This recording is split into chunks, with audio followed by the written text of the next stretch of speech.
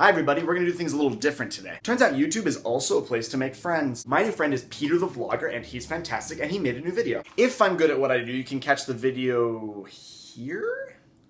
Now, he wanted to do this sort of collaborative YouTube thing, so I thought maybe we could do like some sort of debate and make videos back and forth. He thought it was a great idea and promptly made a video about emotional chastity. Emotional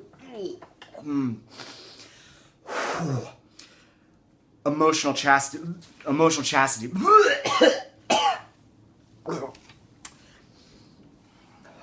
His argument is simply that we should use the phrase emotional chastity. Now, Peter, you're a friend, and you're very dear to me, and I trust you, and you're completely and utterly wrong. I'm Steve the missionary, and you should never say emotional chastity. Hey guys, last week, Torres of Lucis' parents, Zelly and Louis Martin, got canonized as saints together, which is super cool because that makes them the first ever married couple to get canonized together. And you know what, like, you guys deserve it. Good job. You guys had to, like, live with Therese all those years. Okay, first let's start with what emotional chastity actually is. Peter actually gives a pretty good definition over in his video. You have clicked over to the video, right? Seriously.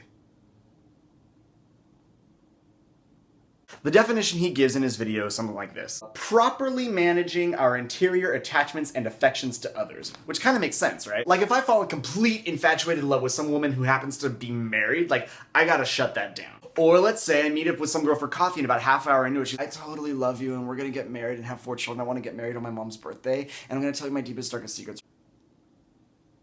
She also has to shut that down. So I guess I'm one of those people that has a problem with the chastity part of emotional chastity. Think about it, if you say emotional chastity or emotional prudence or emotional virtue, what you're really doing is you're putting emotions in the realm of sin and virtue. The problem is that these are emotions. They don't belong in the realm of sin and virtue, they're just the things that we feel. I've seen young women effectively told that they are sinning if they catch themselves daydreaming over some guy that they're not currently dating actively or engaged to. Sinning, like estrangement from God, in need of the redemption of Christ, sinning. Just for going like, wow, he's super cute, would look super good in a tux. You think he likes my cucumber melon body spray? Yes, we did like your cucumber melon body spray. In the 8th grade. Don't try it now.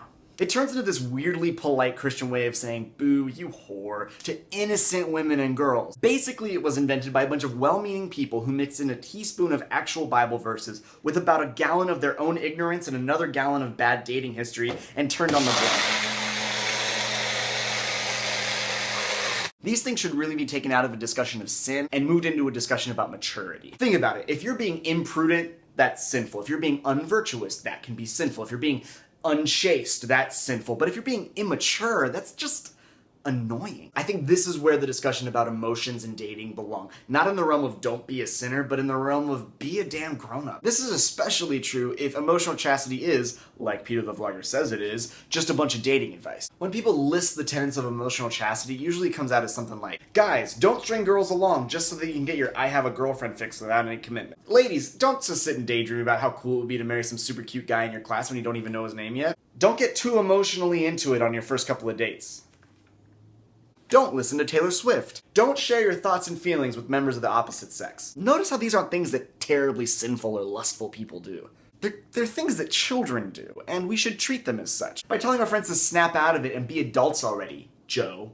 If it's just dating advice, just give dating advice. It doesn't have to be super pious. It's dating. We can leave some of our vocabulary and piety, like, at the door. I want to finish by talking about one of the least emotionally chaste people of all time, Jesus. Yes.